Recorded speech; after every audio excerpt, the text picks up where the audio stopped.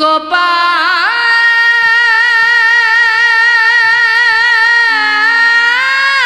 রে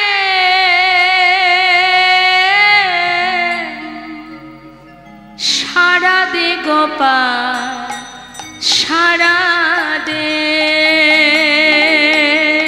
গোপাল রে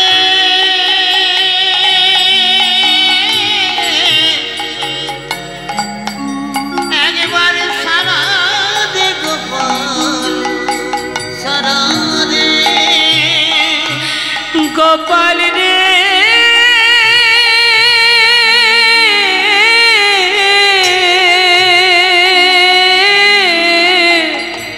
সারা দে গোপাল সারা দে গোপাল রে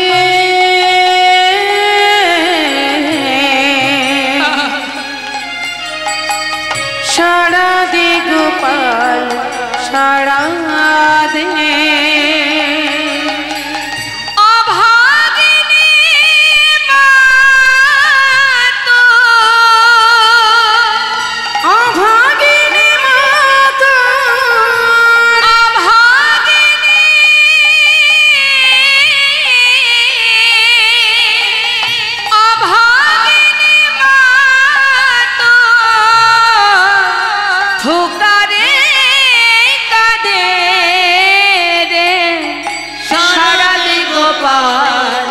সারা দে গোপাল রে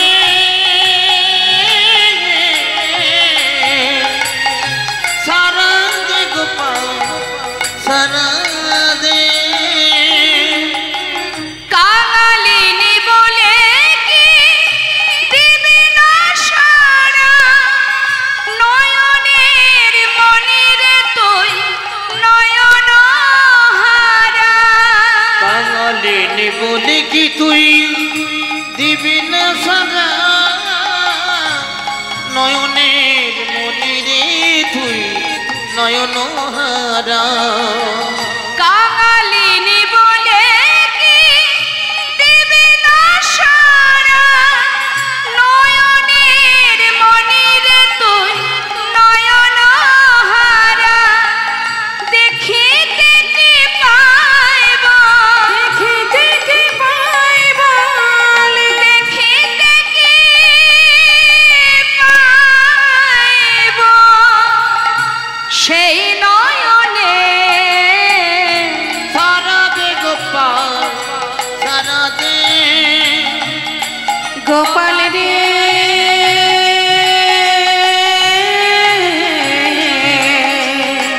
সারা দে গোপাল সারা দে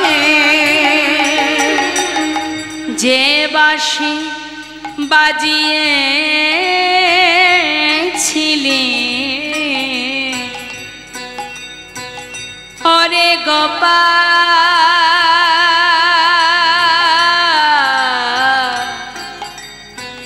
ওরে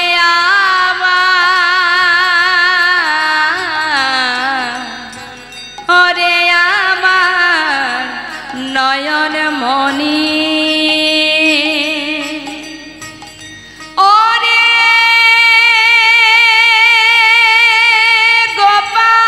গোপাল রে ওরে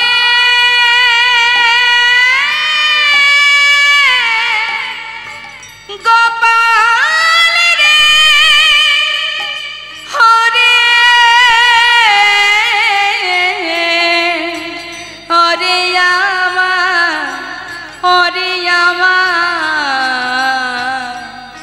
আমার নয়ন মনি যে বাঁশি বাজিয়েছিলে বৃন্দাবনে সে বাঁশি বাজাও আবার সবারই কানে তোর বিরহে দিয়া কাঁদিয়ালি শ্রীদাম সুদামে কেঁদে হয়েছে বেকুল তোর বিরহে দিয়া লিকুল সিদামে সুদাম কেঁদে হইয়া ব্যাকুল সোনার ব্রজ সোনার ব্রজ আধার হলো সারা দে গোপাল সারা দে নিতাই গৌর হরি বল হরি বল সারা দে গোপাল সারা দে গোপাল সারা দে ওরে গোপাল রে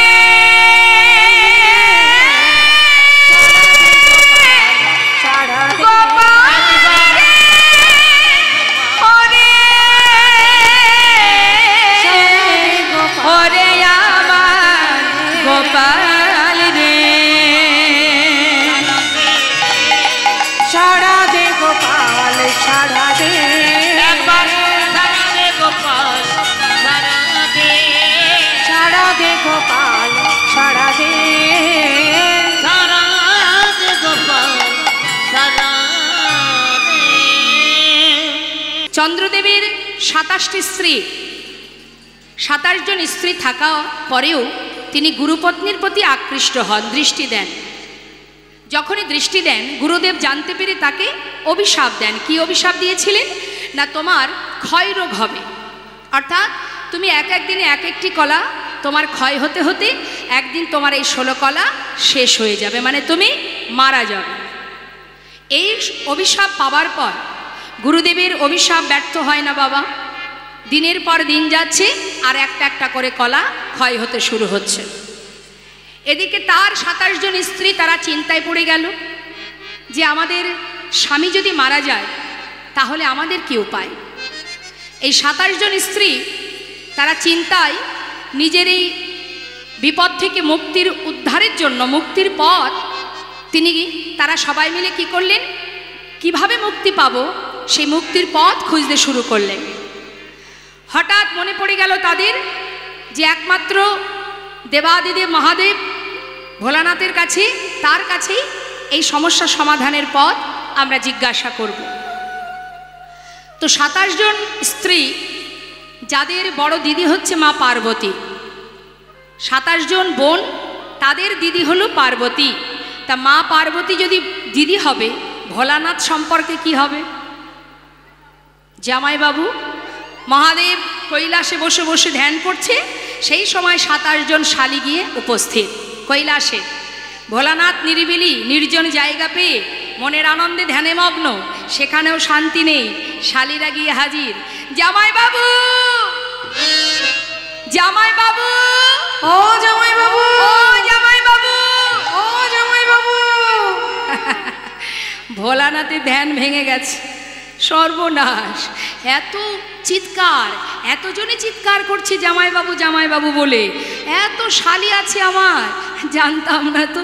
হ্যাঁ, ভেবেছিলাম নির্জন জায়গা কৈলাস, এই পর্বতের মাথায় বসে ধ্যানে মগ্ন, এখানে বোধহয় কেউ আমাকে জ্বালাতন করবে না। এখানেও শান্তি নেই। হ্যাঁ, নিশ্চয়ই কোনো বিপদে পড়েছে শালি। হ্যাঁ, তা কি হয়েছে? দল বেঁধে সবাই এসে করজোড়ে বলে উঠলেন বিপদে পড়েছে। ভোলানাথ বললেন, সে তো দেখেই বুঝতে পারছি। তা কি বিপদ? স্বামী প্রাণ হারাতে বসেছে, তাই বিপদে পড়ে এসেছি, কি করে স্বামীর প্রাণ রক্ষা করব। আচ্ছা, তাই এটাই সমস্যা। তা যতই হোক সম্পর্কে শালির বিপদ তো উদ্ধার করতেই হবে আমাকে, শালি বলে কথা। তা তোমার স্বামীর যদি একটা কলাও বেঁচে থাকে, আমার মাথায় যে গঙ্গা আছে জটার মধ্যে, ওই গঙ্গার ভিতরে রেখে যাও। আর যার কারণে তোমার স্বামী প্রাণ হারাতে বসেছে, তার কাছে তোমরা সবাই গিয়ে তার চরণ ধরে কাঁদতে থাকো, দেখো কোনো মুক্তির পথ খুঁজে পাও কিনা। সঙ্গে সঙ্গে তার স্বামীর একটা কলা বেঁচে ছিল, তাড়াতাড়ি করে সেই কলাটি ভোলানাথের জটার মধ্যে রেখে দিল। দিয়ে ওই 27 জন স্ত্রী তারা সবাই চলে গেল সেই গুরু বৃহস্পতির কাছে। এখন গুরুদেবের কাছে গিয়ে যখন চরণ ধরে কাঁদছে মা, গুরুদেবের কাছে গিয়ে বলছে, গুরুদেব বলছে, দেখো তোমরা এসেছো আমার কাছে, তোমাদের তো কোনো অপরাধ নয়, গুরুদেব, স্বামী মারা গেলে পতিকে হারিয়ে আমরা এতগুলো বোন, কে আমাদের মান মর্যাদা রাখবে, কে সম্মান করবে, কার আশ্রয় নেব আমরা, কে রক্ষা করবে আমাদের?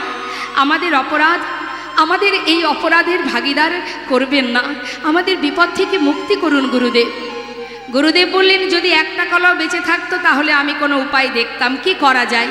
আর তো কোনো কলা বেঁচে নেই, এখন আর বলেই বা কী হবে। গুরুদেব, আপনি তো বলুন, যদি বেঁচে থাকে স্বামীকে ফিরে তো পাবো। বেশ, যদি একটি কলাও বেঁচে থাকে, ওই কলাটি নিয়ে সৌমতীর্থে যে নদী আছে ওই নদীতে যদি স্নান করাতে পারো, তবেই তোমার পতির পুনরায় আবার পূর্ণজ্যোতি ফিরে পাবে। সঙ্গে সঙ্গে সেই একটি কলা মহাদেবের মাথা থেকে নিয়ে চলে গেল, সেই নদীতে স্নান করানো মাত্রই আবার পূর্ণজ্যোতি ফিরে পেলেন। আর যেই না ফিরে পেয়েছে, খুশি হয়ে মনের আনন্দে চন্দ্রদেব বলে উঠলেন, ওরে, আজ যখন তুই আমার পুনরায় আবার জ্যোতি ফিরিয়ে দিয়েছিস, তাই আজ আমি তোকে আশীর্বাদ স্বরূপ নাম দিলাম, তোর নাম প্রভাস। নিতাই গৌর হরি বল। প্রভাযুক্ত আস, পুনরায় আবার আমাকে বাঁচিয়ে দিয়েছিস, পূর্ণ জ্যোতি ফিরিয়ে দিয়েছিস, তাই পুনরায় জ্যোতি ফিরে পাওয়ার জন্য তোর নাম প্রভাস। এখন এই প্রভাস নদী আবার অভিশপ্ত হয় মা। কিভাবে অভিশপ্ত হয়? এই অভিশাপ থেকে মুক্তি দেবার জন্যই গোবিন্দ প্রভাস নদীর তীরে যজ্ঞ করেছিলেন। তা অভিশাপটা কে দিয়েছিল? একজন মুনিবর। নিতাই গৌর হরি বল। তা সেই মুনিকে, মুনিপুত্র ছোট্ট একটি শিশু, সে গিয়েছিল, যার নাম চিত্রাঙ্গদা, সে গিয়েছিল তৃষ্ণায় জল পান করার জন্য। কথাগুলো একটু মন দেবেন। জল পান করতে গিয়ে ওই প্রভাস নদীর বুকে কুমির বাস করে। কুমির কি করেছে, ওই শিশুটাকে তীর থেকে, মানে পাড় থেকে তাকে ধরে টেনে নিয়ে জলের মধ্যে গিয়ে খেয়ে ফেল। যখনই খেয়ে ফেললো, অন্যান্য মণিপুত্ররা খবর পেয়ে তার পিতার কাছে গিয়ে জানালেন।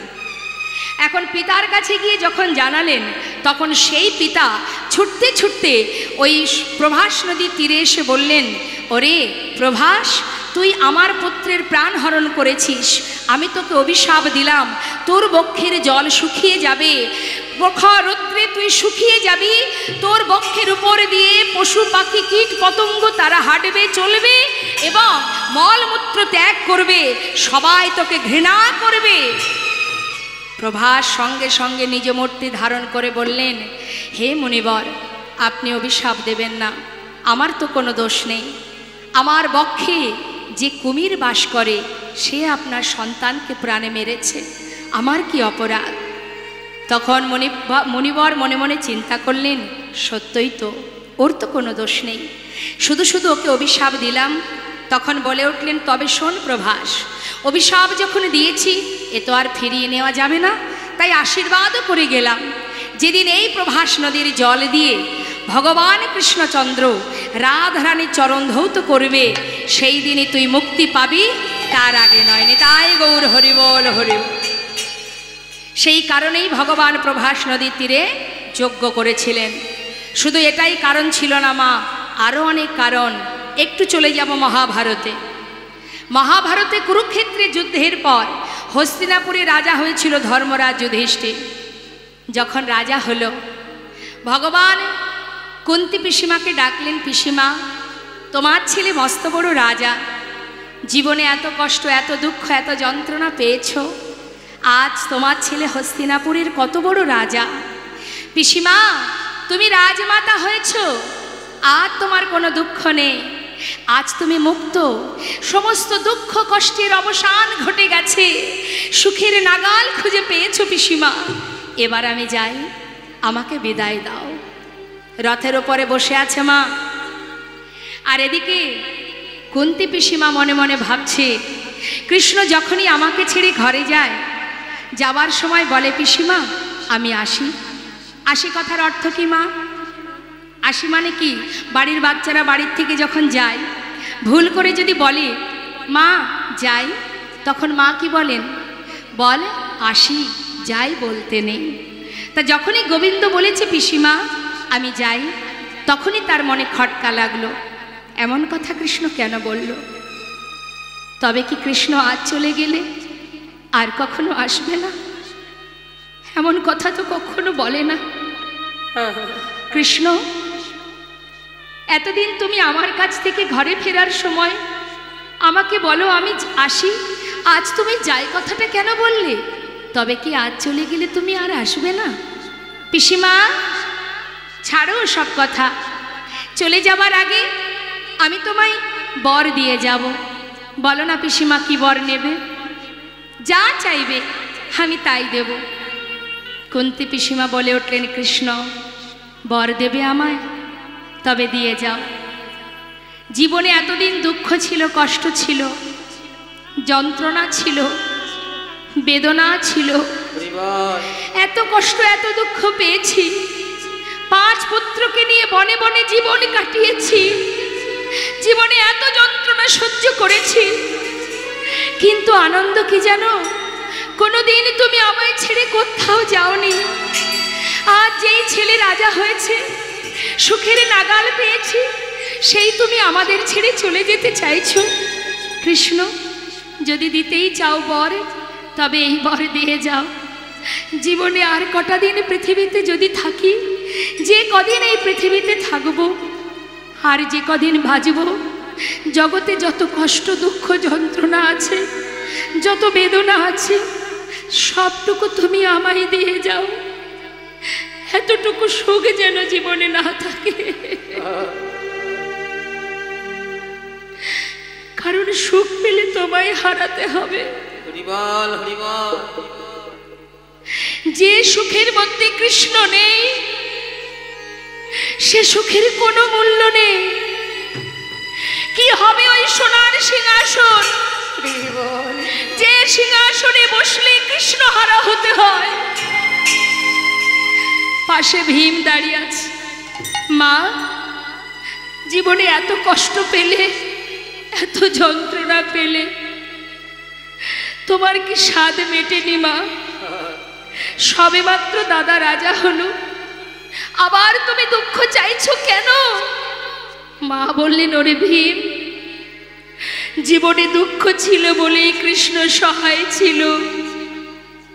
বলতো বাবা, আজ যদি কৃষ্ণ চলেই যায়, এই সোনার সিংহাসনে রাজা হয়ে বসে, রাজ রানী হয়ে কি সুখ আমার, রাজমাতা হয়ে আমি থাকতে চাই না। নেমে আয় বাবা, যে সিংহাসনে বসলে ভগবান ছেড়ে চলে যায়, সে সিংহাসনে বসার কোনো দরকার নেই। নেমে আয়, ওই সিংহাসন ছেড়ে নেমে আয়। চল, যেমন করে বনে বনে দিন কাটিয়েছি, সারা জীবন কাটিয়েছি, আর যে কদিন বাঁচব বনেই কাটিয়ে দেব। তবে কৃষ্ণকে তো হারাতে হবে না। ভগবান কৃষ্ণচন্দ্র, ভক্তের ভগবান, ভগবানকে বেঁধে ফেললেন 2 ফোঁটা চোখের জলে। রথ থেকে নেমে এসে কুন্তী পিসিমাকে জড়িয়ে ধরে বলে উঠলেন, পিসিমা, এ তোমার কেমন ভালোবাসা পিসিমা? সারা জীবন কষ্ট পেয়েও বাকি দিন কটাও কষ্ট পেতে চাও? এ জগতে সবাই সুখ চায়, তুমি কেন দুঃখ চাইছো পিসিমা? কৃষ্ণ, সুখ পেলে যে কৃষ্ণ পাওয়া যায় না, সুখে থাকলে যে কৃষ্ণ হারা হয়ে যেতে হয়। তাই কৃষ্ণকে পেতে গেলে জীবনে যেটাই আসুক না কেন, সেটাই আমার জীবনের আনন্দ, সেটাই সুখ। আর আমি কিচ্ছু চাই না। কথা দিলাম পিসিমা, তোমার ভালোবাসায়, তোমার ভক্তিতে আমি তোমার কাছে চিরতরে বাধা পড়ে গেলাম। পিসিমা, যখনই আমায় তুমি ডাকবে, আমি তোমার কাছে এসে সাড়া দেব পিসিমা। ধরে ফেললেন মা। চোখের জল ভগবান সইতে পারেন না, সবে পারেন। কেউ যদি তার জন্য কাঁদে, আর তিনি স্থির থাকতে পারেন না। পিসিমাকে সান্ত্বনা দিয়ে বিদায় নিয়ে চলে যাচ্ছে রথে করে। কিছুটা পথ গেছে, হঠাৎ পিছন থেকে আর এক মা চিৎকার করে উঠেছে, মাধব মাধব।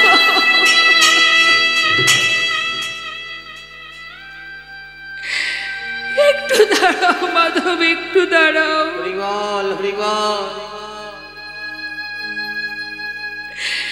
একবার আমার দিকে চেয়ে দেখো, আমি কে? চিনতে পারছো আমায়? আমি সেই মা, এক নয় দুই নয়, শত সন্তান হারা জননী আমি। চিনতে পারছো? পারছো চিনতে আমাকে? সেই অভাগিনী মা আমি। সবাইকে হারিয়েছি, বংশে বাতি দেওয়ার মতো একটি প্রদীপ আর বেঁচে নেই। এত সন্তান হারিয়েছি আমি একমাত্র তোমার জন্য। তোমার জন্য আমি সন্তান হারা হয়েছি। তুমি যদি না চাইতে কোনোদিন এই যুদ্ধ হতো না। আমি সন্তান হারা অভাগিনী হতাম না।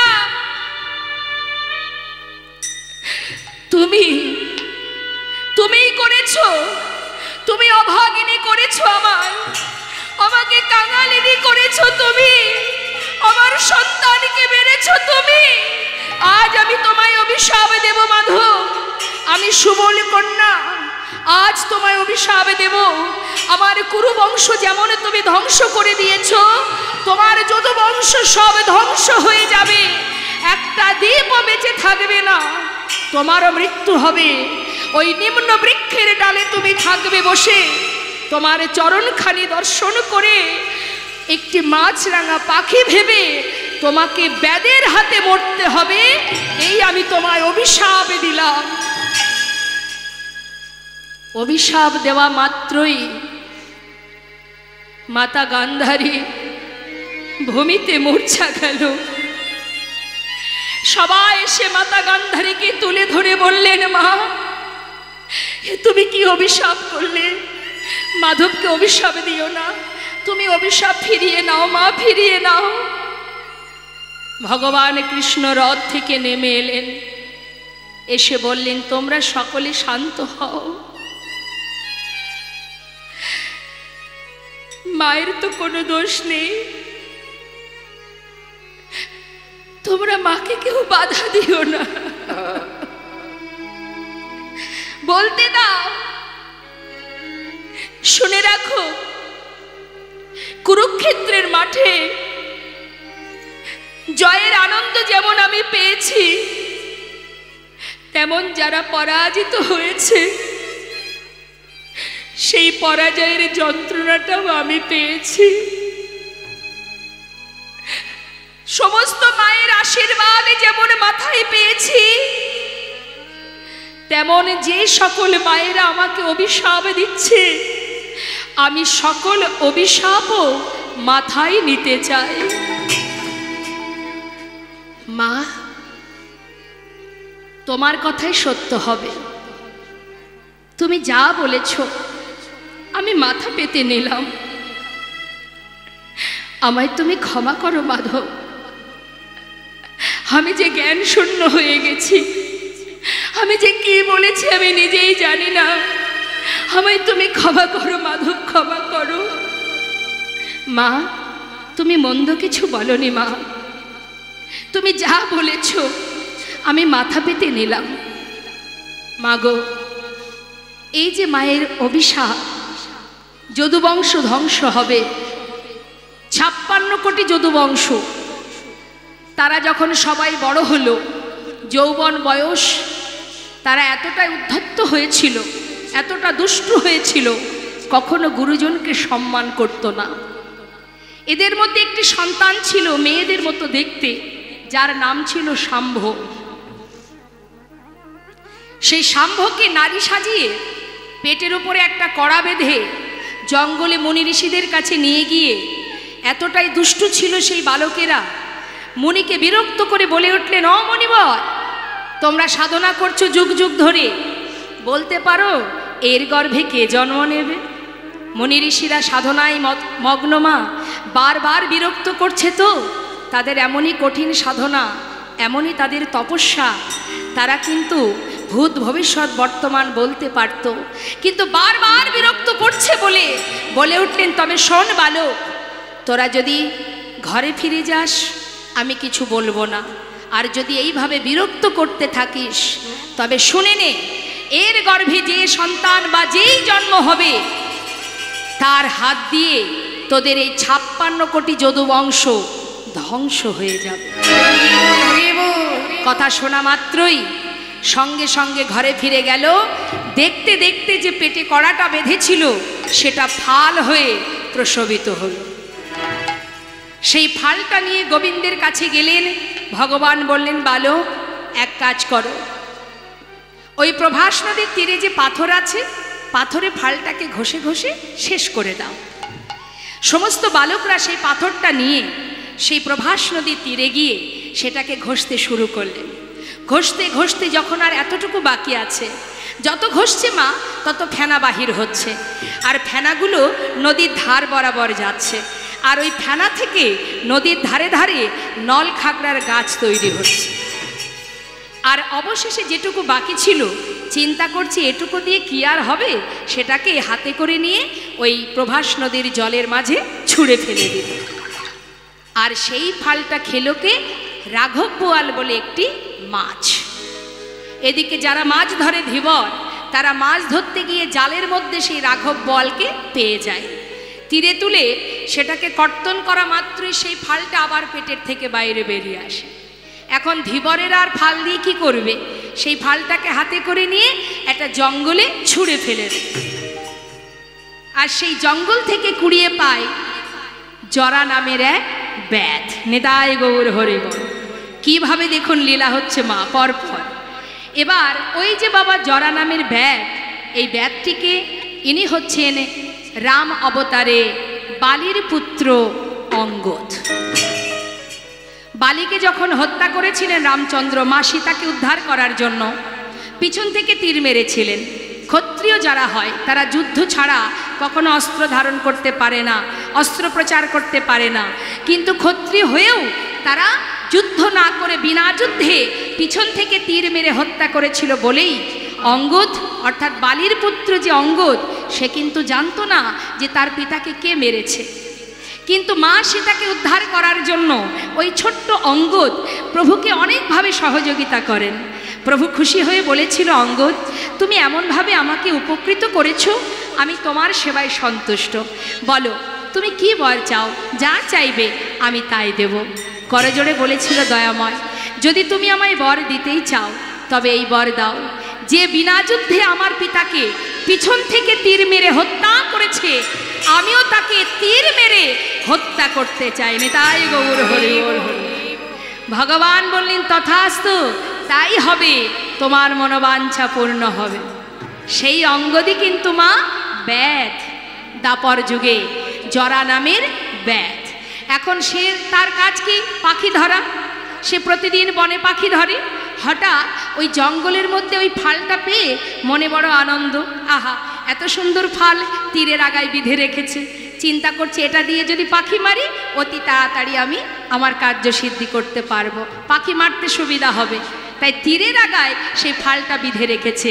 ওই তীর দ্বারাই কিন্তু ভগবান কৃষ্ণ আমার প্রভাস নদীতে দিয়ে যজ্ঞ করবার পর যখন নিম্ন বৃক্ষের ডালে তিনি বসে থাকবেন আর এই চরণটা দুলবে, আর এদিকে জরা নামের ওই ব্যাগ মাছরাঙা পাখি ভেবে যেই না তীর মারবে, প্রভু আমার ভূমিতে পতিত হবেন। নিতাই গৌর হরি বল। আর 56 কোটি যদুবংশ ধ্বংস কি করে হবে? সবাই যাবে প্রভাস নদীর তীরে যজ্ঞের জন্য। সেখানে যাবার পর ওই নদীর ধারে তাদের মধ্যে প্রথমে হবে মুখে মুখে কথা কাটাকাটি, তারপরে হবে হাতাহাতি, হাতাহাতি হতে হতে মারামারি বাঁধবে, তারপরে হবে লাঠালাঠি, এখন লাঠি কোথায় পাবে নদীর তীরে? ওই যে নলখাগড়ার গাছগুলো আছে, যেটাকে ধরে মারবে সেই সেখানে মারা যাবে। নেতাই গৌর হরিবল। এইভাবে 56 কোটি যদুবংশ ধ্বংস হবে। সব কিছু সুব্যবস্থা হলো। করুণাময় গোবিন্দ আমার বৃন্দাবন ছেড়ে তিনি চলে গেলেন দ্বারকায়। নিতাই গৌর হরিবল।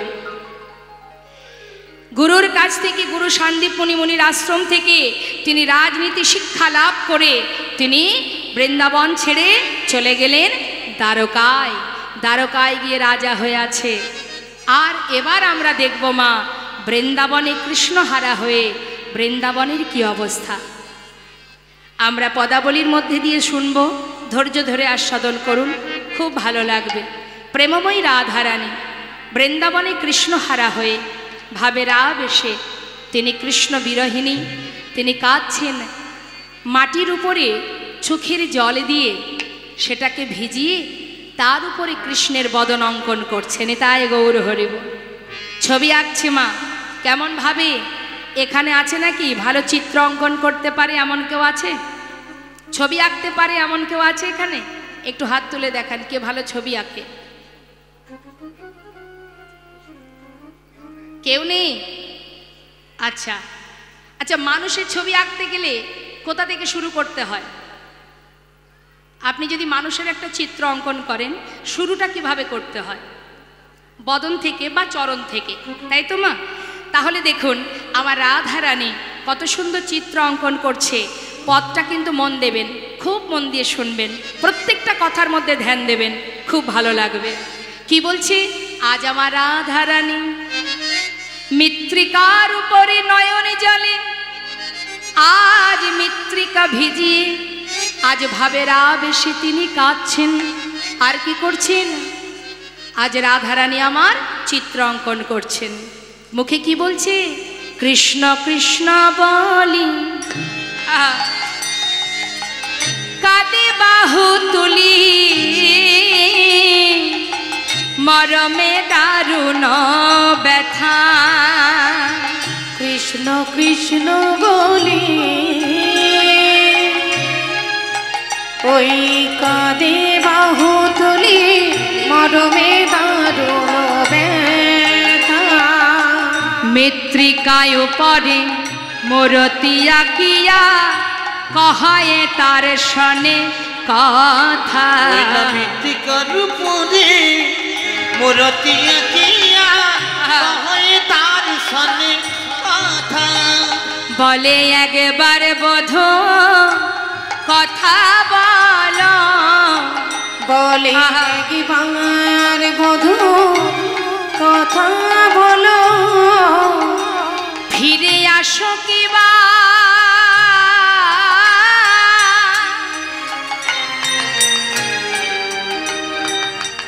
নাইবা আসো।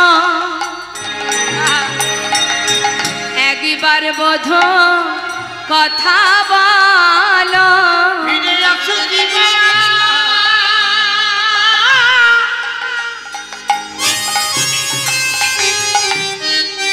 তুমি নাইবা আসো,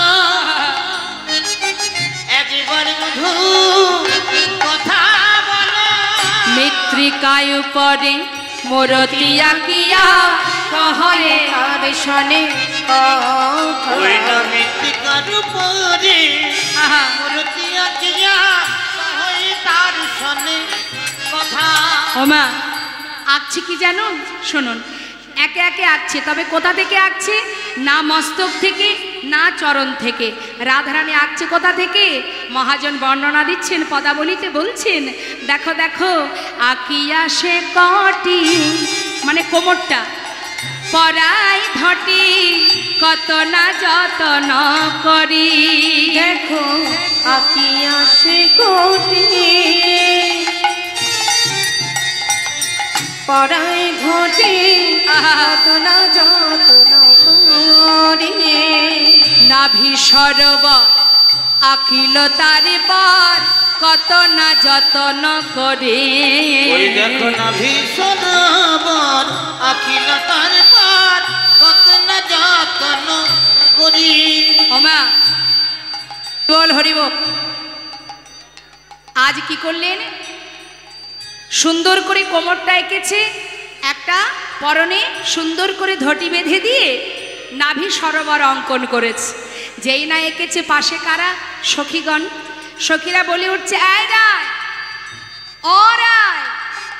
রায়, কি হয়েছে বল দেখি তোর? আরে বাবা, এ কেমন আকার ছিড়ি রে? এইভাবে কেউ চিত্র অঙ্কন করে? কি রে, গুরু ধরে অঙ্কন শিখেছিলি, সব ভুলে গেছিস না কি রে? হ্যাঁ? আরে বাবা, মানুষ যদি চিত্র অঙ্কন করে, হয় মস্তক থেকে আঁকে, না হলে চরণ থেকে আঁকে। তুই মাঝখান থেকে ছবি আঁকছিস কি রে? ভুলে গেছিস বুঝি? শ্রীমতী রাধারানী বলিছেন ললিতারে, না না আমি চিত্র অঙ্কন ভুলি নাই। আহা, তবে এমন ভাবে আঁকছিস কেন? ওরে ললিতা রে, যদি আমি বদন আঁকি, ওই বদনের জুড়া ভুরু বাঁকা নয়ন যদি একবার আমার চোখে পড়ে যায়, আর যে আমি অঙ্কন করিতে পারবো না রে, ওই নয়নে যে জন নয়নে দেয়, সে যে জগতের সব ভুলে যায়। সেই জন্য আমি আঁকি না। আচ্ছা, যদি নয়ন আঁকলে তোর নয়ন জলে ভরে যায়, তাই তুই অঙ্কন করতে পারিস নি, তাহলে চরণ থেকে শুরু করতে পারতিস। চরণ থেকে আঁকলি না কেন? ওরে ললিতা রে, এই বৃন্দাবনে কৃষ্ণ আমায় ছেড়ে চলে গেছে। যদি আগে তার চরণ আঁকি, আবার যদি সে আমায় ছেড়ে চলে যায়, বলে বল আমি কি নিয়ে ব্রজে রইব? তাই তো আমি চরণ আঁকি নাই। হরি বল, হরি বল। সখীরা বলে উঠলেন, রাধে রাধে। তোর মতো ভজন কে বা জানে? এই তো প্রকৃত ভালোবাসা। ফিরে আসো বা না আসো তাতে কোনো দুঃখ নাই, শুধু একবার কথা বলো। চরণ আঁকছে না কেন? চরণ আঁকলে যদি আবার হেঁটে চলে যাই, তাহলে আমি কি নিয়ে বাঁচব? ভালো কথা। এবার রাধারানী আমার ধীরে ধীরে উপরের দিকে উঠছে। কি করছে মা? নাভি আঁকা হয়ে গেল, এবার আঁকছে কি? বাহু দুটি আঁকি।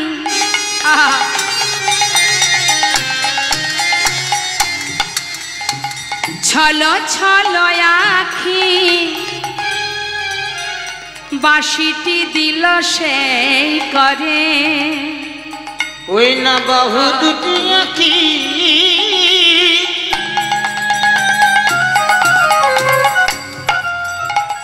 চলো চলো আঁখি। হরি বল, হরি বল। ওই বাঁশিটি দিল সেই করে। এবার হাতে বাঁশি দিয়েছে মা, সুন্দর করে হাত দুটো এঁকে হাতে বাঁশিটা ধরিয়ে দিয়েছে। মানে বাঁশি অঙ্কন করবার পর রাধারানী ভাবে রাবেশে বলিলেন, বধূ হে তেমনি করে একবার বাজাও বাঁশি। তেমনি করে, হরি বল, হরি বল, একবার বাজাও বাঁশি। যে বাঁশি সুরে আমি আমি পাগলিনী, অবধূ তেমনি করে বাজাও বাঁশি। যে বাঁশি শুনে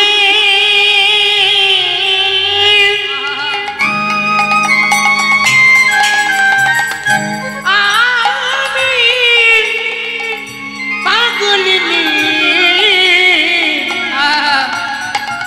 তেমনি করে একবার বাজাও শুনি। হাত আঁকা হলো, বাসি আঁকা হলো, রইল বাকি বদনটা। মহাজন বলছে দেখো কণ্ঠ কুম্ভ কিবা, আমার গলাটা আছে অনুপম সভা অগয়া কিল পরে পরে কণ্ঠ কুম্ভ কিবা, অনুপম শোভা ছিল তার পরে পরে। গলা পর্যন্ত আঁকা হয়ে গেছে, বাকি আছে শ্রীবদনটা। রাধারানী দেরি না করে এবার সুন্দর করে বদন অঙ্কন করে সেই বদনের ওপরে নিজের বদনটা রেখেছে। মাটির উপরে বদন এঁকেছে মা, তার উপরে নিজের বদন রেখেছে। বদনটা রেখে বধূর বদন পানে নয়ন দিয়ে আর নিজেকে ধরে রাখতে পারছে না, সেই বদনের দিকে চেয়েছে, তার সেই মুখে মুখ দিয়ে আজ রাধারানী কাঁদছে। মুখে মুখ দিয়া কাঁদিয়া কাঁদিয়া কহে তার সনে কথা, মুখে মুখ দিয়া কাঁদিয়া কাঁদিয়া কহে তার সনে কথা। কহে যদুনা ওহে প্রাণনা দেখো হে রাধার ব্যথা, কহে যদুনা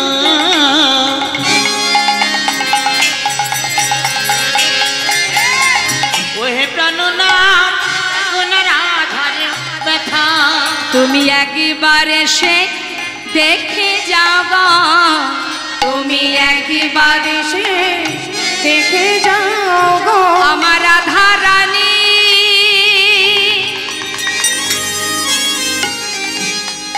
ও সে কেমন আছে, তুমি একবার এসে দেখে যাও গো আমাদের রাধা রানী।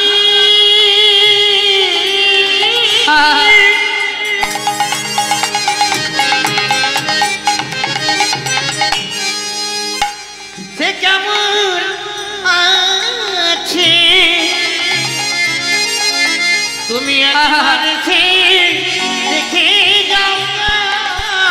কহে যদুনা ওহে প্রাণনা দেখো হে রাধারো ব্যথা। ওই না কহে যদুনা ওহে প্রাণনা দেখো না রাধার ব্যথা। শ্রীমতী রাধারানী কাঁদছে, মাতা যশোমতী কাঁদছে, সখাগণ কাঁদছে, ব্রজ রাখালগণ কাঁদছে, গাভীগণ তৃণ সেবা করে না, এখনও দুরবস্থা বৃন্দাবনে। এদিকে হঠাৎ দেবর্ষী নারদের মনে হলো বহুদিন হয়েছে সাধু সঙ্গ করিনি, যাই দেখি একটু বৃন্দাবনে একটু সাধু সঙ্গ করে আসি। তাই মনের আনন্দে দেবর্ষী নারদ তিনি বীণা বাজাতে বাজাতে যাচ্ছে বৃন্দাবনের পথে। মহাজন বললেন দেখো দেখো বিধির নন্দন আজি চিন্তা মনে মনে, বিধির নন্দন আজি চিন্তা মনে মনে।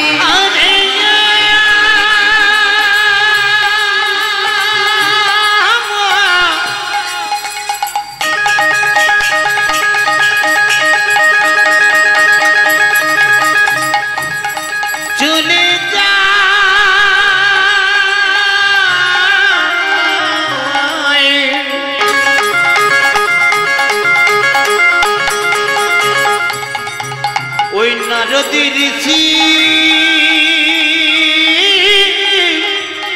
বৃন্দাবনে পথে পথে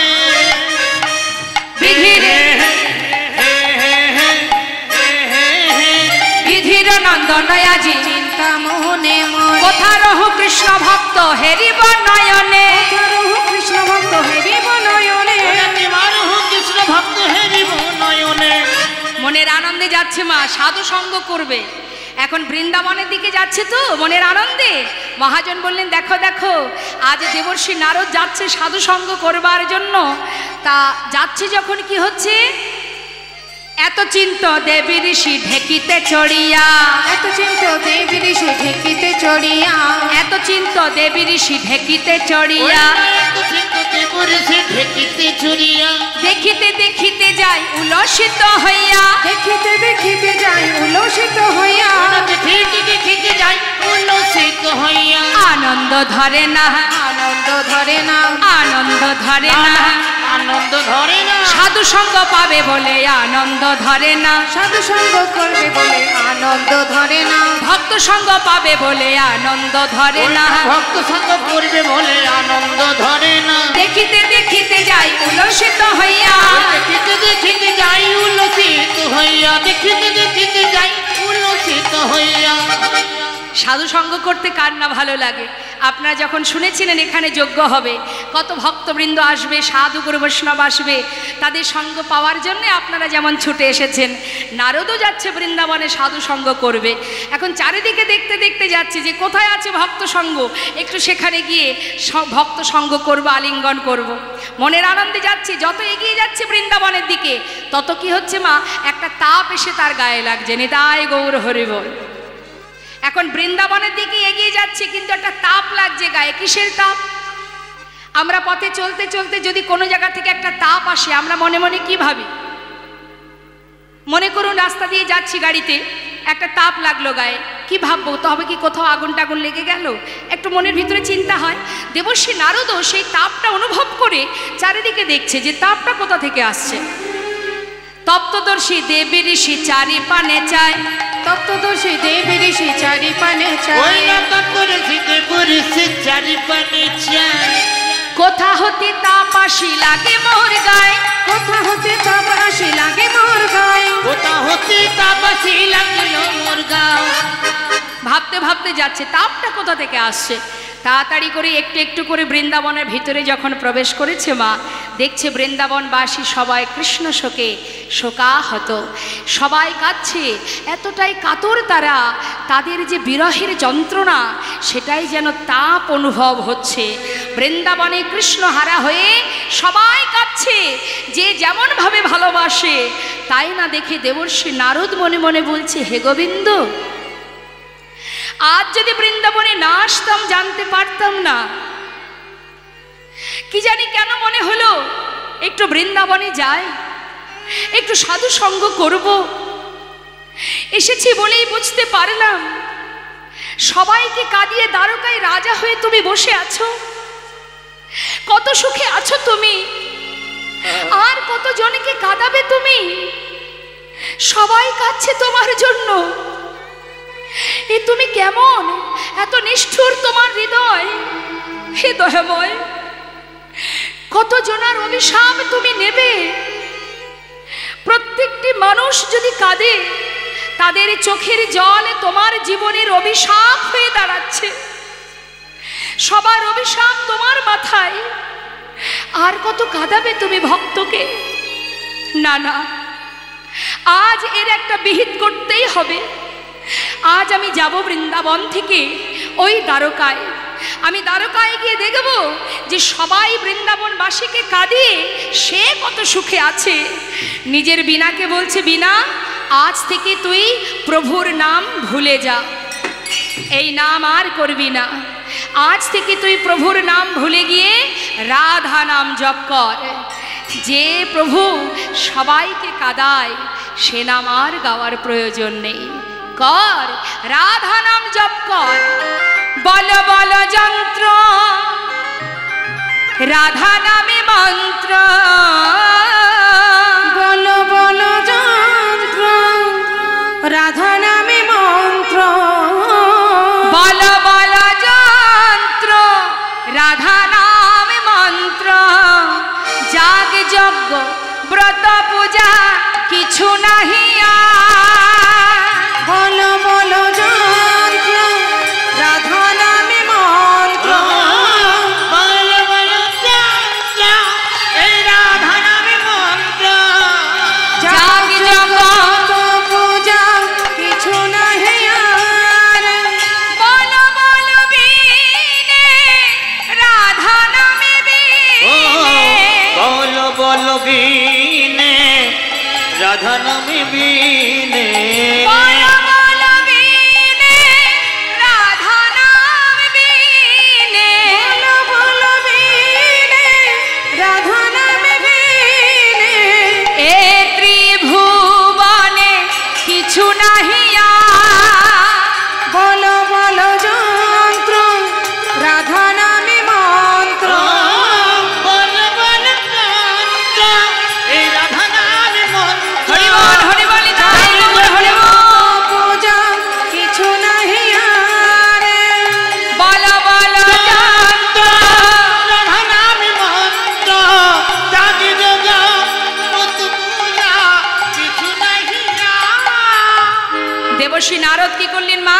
দেরি না করে বিনাতে রাধা নাম গাইতে গাইতে এবার বৃন্দাবন থেকে যাচ্ছে দ্বারকায়। কিন্তু দ্বারকাবাসী তারা কিন্তু রাধা নাম জানে না, কেউই জানে না। সেখানে যাচ্ছে নারদ রাধা নাম গাইতে গাইতে, তা রাধারানীর নাম গাইতে গাইতে যাচ্ছে দেবর্ষি বিনাতে। আর আজ আমরাও সবাই মিলে বদন ভরে রাধা নাম গাইব। আমরা তো যাচ্ছি, আমরাও গিয়ে দেখব গোবিন্দ কত সুখে আছে দ্বারকায় রাজা হয়ে। চলুন একবার সবাই মিলে যাই দ্বারকায়। আমরা দেহটা এখানে থাকবে, আমাদের মনটা নিয়ে যাব সেই দ্বারকায় রাধা নাম গাইতে গাইতে। একবার সবাই মিলে প্রাণ ভরে দুবাহু তুলে সবাই একসাথে গাইব। হাত তুলুন, সবাই তুলুন, জোরে জোরে গাইবেন।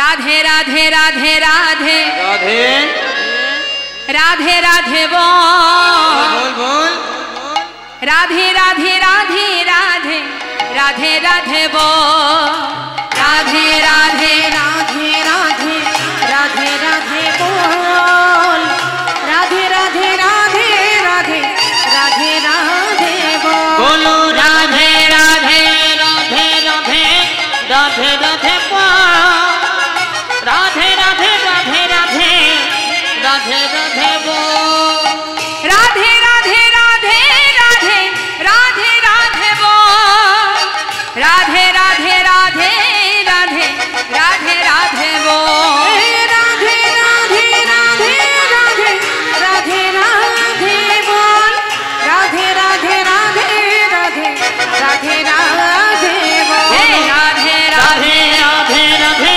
রাধে রাধে বল এবার উলুধ্বনি রাধা রানী কি রাধে রাধে বল রাধে রাধে রাধে রাধে রাধে রাধে বল রাধে রাধে রাধে রাধে রাধে সবাই মিলে রাধে একসঙ্গে বৃন্দাবন কি রাধে রাধে সবাই মিলে। হ্যাঁ, আমি এক একটা জায়গার নাম বলবো আর আপনারা জোরে জোরে বলবেন, কেমন? বৃন্দাবন কি, যমুনা মাই কি, রাধা কুণ্ড কি, শ্যাম কুণ্ড কি, গোবিন্দ কুণ্ড কি, বিলাস বন কি, মধুবন কি, निधुबन की, आगे पीछे दाहिने बाएं बोल बोल में ऊपर नीचे तमल बन की, तम्र बन की, केशी घाट की, बंशी बट की, मोहन बन की, माधवी बन की, लौह बन की, भंडी बन की। बोलो राधे राधे।